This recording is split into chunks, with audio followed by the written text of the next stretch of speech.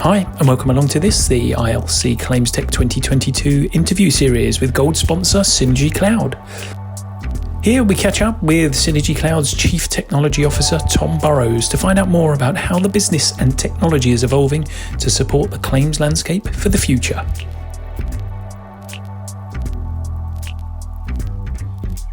Okay, great stuff. Thank you very much for joining us today, Tom. How is the world treating you? Pleasure. No, very good. Thank you. Very good. Enjoying the sun, enjoying being busy. So all good. That's what we like. All good stuff. And by the sounds of it, plenty going on there at Synergy Cloud, which we will expand upon as we go. So, hey, let's start there. What are the latest developments? What's happening? Yeah, so I guess maybe 5 minutes on our story to date, just to sort of bring you up to speed with where we've been. Synergy is a product that we've run within the wider Claims Consortium group for a number of years now as a primary claims platform and collaboration communication space for all our clients and customers and suppliers. It's always been our aim in the longer term to elevate that up to a standalone software offering. And so back at the beginning of the lockdown, this is what we started to work on in building the foundations for what that new sort of SaaS version of the product would be like. And around this time, we got talking to the guys at the AA and the Homes Claims team who were looking for a new piece of kit to help them re-source their claims operation. And so 12 to 18 months period of a lot of hard work and some really amazing collaboration with the guys there. And it's a very long story short because there was an awful lot of work involved there. But we're now in a place of having a truly standalone software as a service claims platform that's operated out of the Synergy Cloud part of our business, which is now a standalone trading entity. So it's been an amazing couple of years to get ourselves from being an IT department within a team, excuse me, to being operating a product and a business all of our own in our own way. So we kind of, take a short breath and then go, right, what's next? Where are we moving into now? Obviously, we're still a part of the wider Claims Consortium group. So we've been moving lines of service across to the new software platform over the last couple of months, continuing to work with the team at the AA. And obviously, we now have a product out there that we're marketing very heavily and keen to get out into the industry. So, yeah, a very busy and exciting time at the moment. It certainly sounds that way. And time stands still for no man, obviously. So they're keeping you on your toes. And obviously the partnership got a bit of a mention airing at last year's ClaimsTech event with Jeremy and Gary. Gary, yeah. Having a conversation with that, and that was great, kind of bringing that to light. So, I kind of taking that on one step further now, and obviously other things that you're doing, but what kind of people want in this new world? Obviously, your business has evolved vastly in the last 18 months, 2 years. Yeah. How does that align with what's going on in the sector and what people are demanding? Yeah, so I think what we're kind of seeing is, naturally, and it has been for some time, an evolution towards digital processes, customer digital engagement, portals, straight through processing, automation, all of these kinds of things we talk about quite a lot. I think what we start to see now is the picture begins to sort of crystallize a bit in terms of understanding how we actually get to that journey.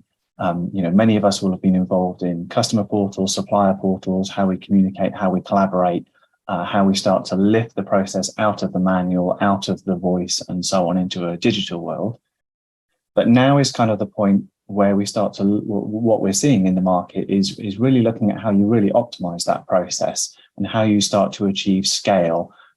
So in home insurance, obviously, we think a lot about surge events and storms and so on. How do we make ourselves resilient to all of those things? How do we think about how we can safely and carefully and for the better of the customer start to automate some processes? And what I think really comes out of that is this need for a sort of flexible modular approach to how those systems are put together to make that process work. Because whilst there are many platforms out there, and Synergy Cloud being one of them, that can potentially do the whole process from start to finish, that isn't always going to be the right thing for the problem that needs to be solved. So that can be complicated sometimes, but actually I think it's down to the will of the vendors involved to recognize where their specialities are, and increasingly for us all to think about, well, how do we deliver our capability in a way that it's simple and easy to integrate and stitch into some other kind of process? Because change is hard, and if you want to move quickly, redoing your entire claims platform or replatforming from one to another is potentially just too big of an ask to be able to do. Being able to bring an extra piece of capability in that just aids your process a little bit or relieves a little bit of pressure on a call center, that's the kind of approach that we're starting to see more and more often at the moment. It's really interesting. A common theme in terms of people I've been speaking to thus far, and is that kind of integration element of making, I use the term, make life easy for people. So if I can actually have something from one vendor, something from another, and then integrate them, use them within the flow or the process, that's, I think, the real kind of tick in the box at the moment for a lot of people. Yeah, absolutely. And I think from a sort of tech vendor point of view, it's about thinking about how you create your product in the first place in such a way that it's ready to do that. So if you have some particular piece of capability, whatever it is, your kind of USP, the special sauce that makes your product really valuable and does what it does, it may be that you can find ways of delivering that capability in such a way that it can be stitched into some other process, potentially even invisibly or silently in the background as a supporting partner to just enable some other bit of the process to work that little bit better, that little bit faster. So I think it's the thought process that all of us as tech vendors in the claims space have to think about at the moment in terms of how we do that. And if we can get that piece right and then make it easy for people to consume that capability in a really quick, snappy, off-the-shelf sort of way, that I think is what's going to enable the insurers to really move quickly in terms of how the processes can change. It's again, interesting point. It's it's that thought process as well, isn't it? How can I use this equipment to support what I'm doing? Yeah. Not necessarily in perhaps the way it was intended, but it suits my business requirement. So absolutely. Plenty of thought process behind this. And in terms of that technology, so again, referencing what we've just spoken about, how does it impact on kind of across the supply chain? The theme of ClaimsTech this year is show me happy customers and the money. So, how does all that integrate to deliver that ultimate service to the customer? Sure. So supply chain can be complicated, right? Particularly in claims. We see it in home. I'm sure it's the same in other lines of business where by necessity, there will be a number of different layers of supply chains involved in solving a particular problem. Maybe in the sense of layers where there may be national suppliers that are required to do certain jobs that will then rely on other sort of subsidiaries or subcontractors or so on to do this, or even when it comes to, simple escape of water claims that might require 3 or 4 different suppliers to come in and out of a property to put things right. Now, there's one aspect of this that we've been working on for years with Synergy around collaboration and just getting all of those people talking to each other, which is one thing, and we think we're pretty good at that these days. But we think there's a next level of this now in terms of how technology can enable a kind of democratization, if you like, of the supply chain. And where before it may have been the natural instinct for insurers to look for the larger scale suppliers who can cover the whole UK, for example, or do a broad range of services. And maybe that's the right answer for some things. It's possible there could be alternative answers where, I always think of the example of like Amazon delivery drivers who operate for an enormous global, billions and billions of dollar company, but they do it out the back of a Ford Fiesta and a mobile phone. And they're able to do that because the technology enables them to work in that space. So we have a view that Synergy and probably other platforms will be able to help drive that kind of process into supply chain management. So it may be that there are just other options that become available where technology can become the enabler to let larger global insurers talk to much smaller independent trades, where the technology is enabling the consistency, it's enabling the resiliency of that process. It's making sure we still got all the same data capture and the security and all of those kinds of things that you need around it, and health and safety and compliance and everything. But by doing that, potentially gives you a slightly different angle, a slightly different opportunity to, lots of good things that can happen in there. Certainly from a cost point of view, potentially is beneficial. But equally from a sort of, kind of localization of it in terms of being able to use a local supplier that a customer would recognize and know and having seen their vans drive around their town, maybe. That's quite a big change, and it's not something that's going to happen overnight. And it may not be the right thing to do in all cases, but I think it's interesting to see where we can do that, where we can manage supply chains really effectively through technology. It just starts to open up potentially a different way of thinking in terms of how that works. And it's a great train of thought because Amazon being one example, but there are many other examples where similar technology, locality is employed as well. And yeah, you can certainly see the benefits from a customer perspective, having that sort of relationship with a local supplier perhaps, and how that would benefit. Interesting.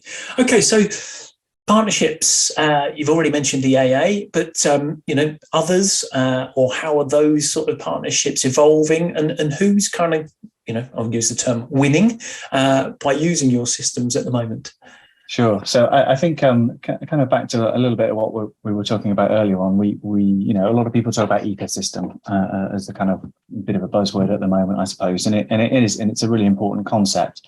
I think for us, it's about partnership in terms of other insurance-based businesses, service businesses that we may work with in our own claims delivery service, or even in the tech space, our customers, our other supply chain partners that we would work with to deliver a process.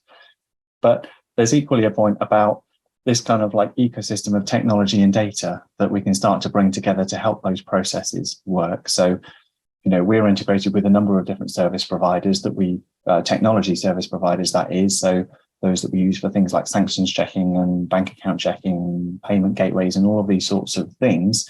We know that we're not going to go and reinvent the wheel and write a brand new sanctions checking API. There's just someone else has done a better job of that already, so I'm not going to. There's a really good one over here. I'm going to buy that capability in.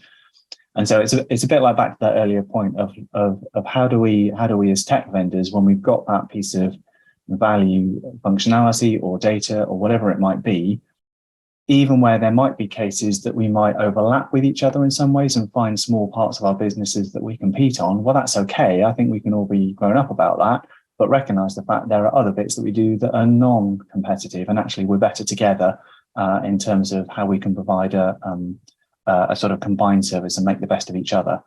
So I think back to that point of thinking about how do we surface that capability or that unique piece of data to provide that overall service is the kind of thing that we're seeing lots of tech vendors doing now, which is really exciting. And the will is definitely there in the market to make it happen, which is a really great thing. Makes it a really exciting space to work in at the moment. It certainly sounds very collaborative in the sense that people, yes, of course, it would be great to have, the whole of the pie, so to speak, but having pieces of it and accepting that others will have, their own equal share. And it's kind of liberating in that sort of thought process, isn't it? Yeah, absolutely. And it's about, I think it's about breaking down barriers to change as well then, because when you take that kind of approach, it sort of nudges you more towards that sort of iterative development style process of, I may come from an existing process that's maybe fairly large and all kind of managed in one place, and therefore tearing that process up and redoing it is really difficult. But if the vendors can come together and go, well, actually, do you know what? If we could bring a bit of my stuff together here and a bit of your day together here, and we could just step into that process at this point, maybe we can do something to help. And let's see how that goes. Let's run that for a few months. Let's try something different. Let's iterate. Let's grow. It's that kind of approach, I think, that we need to get into. That's what's going to help drive that innovation and change over time. Great stuff. So, next steps, where are we looking? What's the kind of, we won't forecast too far ahead, but, what's sort of a more immediate future and the key advances that we'll see from Synergy Cloud? Yeah, so I think, so sort of following our story all the way along to where we've got to, we're in a place now, we've got a product, it's mature, it's in there, it's road tested, it's up and running and in the market. So really now is about how do we take that forward now? What's the thing that's going to differentiate us? And one of the key things amongst a number of bits that we're working on is around automation just now. And the way that we're looking at that is we recognize in the market there are a number of great pieces of technology out there that can help with really specific scenarios. So be that to do with like image recognition or video calling or other pieces like that can help deal with a particular part of the process. We've sort of flipped it around very slightly in our world and sort of thought about it from the point of view of saying, well, actually, we think automation can benefit all claims at least some of the time. So where we're coming from really is saying, well, if you take the complete claims journey from a notification to a settlement all the way at the end, there are lots of different points in there at which decisions need to be made. Some of those decisions can be fairly easily automated because it's just rules based. Does the customer have this bit of extra cover or not? Yes or no? Well, great, I could just make a decision. That's fairly simple, and we've done quite a lot of that stuff already. Taking it to the next level is then about having an automation framework in the system, and this is what we're building into Synergy Cloud now, is one that will be able to recognize events happening in the system and then make decisions and respond to them in a safe and controlled way. So, for example, that can mean saying, well, Synergy Cloud says to your handler, well, I think probably you ought to do this at this point because the customer's registered their claim online. There's no sign of any sort of distress or difficulty or any reason why we shouldn't send this straight to the supply chain. Let's just go ahead and do it. And by driving some data out of that, where handlers are saying, yeah, that is the right thing to do. That is what I want to do. Great. Well, stop making the decision. Just automate it, because 99 out of 100 times that's what you're doing. So get on with it. So there's some kind of like basic mechanical stuff there around how we start to build that process in. But what we then get to is a point of going, well, actually, do you know what? We can't make that decision alone. We need something else to come in here and help us make that decision, which is typically some data. So you might have seen in the market, Synergy Cloud, as we are, acquired the WeatherNet business about 18 months or so ago. And that's a key thing. WeatherNet's an amazing little business, absolutely stacked of both data and expertise and capability that goes on in there. And we're pretty excited about what we're starting to do in terms of how we bring that weather data into the process to help with things like weather-based claims, storm claims, and so on, and how we can use that data to enable that automated decision-making to start to happen. But that's just going to be the first bit of it, because there will be other bits that we'll start to look at next in terms of contents, claim validation, valuation, replacement, so on and so on. It's then about going through all of those different scenarios and saying, well, I've got a decision point here. I've got 80% of the information I need to make that decision. Where am I going to find the last bit? How do I stitch in that last piece of extra data? And back to the point about ecosystem, who's the partner I can talk to out there that's got it and can serve that piece up to me to enable that to happen? This is where it all kind of stitches together and how you get to that kind of automated process in the end. Goodness me, sounds like there's some clever thinking going on, that's for sure. It's going to be exciting. There's a lot of work to do, and lots of other things that we do as well. Obviously, we've got a product that's out there, we're running it, we're getting feedback from customers and suppliers and from our partners all the time. So it's an ever-growing system, and we're lucky to be in the place where we're pretty sort of low overhead, agile sort of business. We can move very, very quickly in terms of how we sort of respond and develop that product going on as well. So there's always new enhancements and so on. We've always got to keep up. It isn't done. Nothing's ever done. It's always about keeping up with the market and the trends and what's happening, everything that we see going on in terms of cost inflation and this and that and the other. What is it that we need to do to respond with there to help people get the insights as to why that's happening or how we handle those kinds of scenarios. So there's plenty to keep us busy. Very interesting stuff. Well, thank you very much for your time today, Tom. Not at all. Thank you.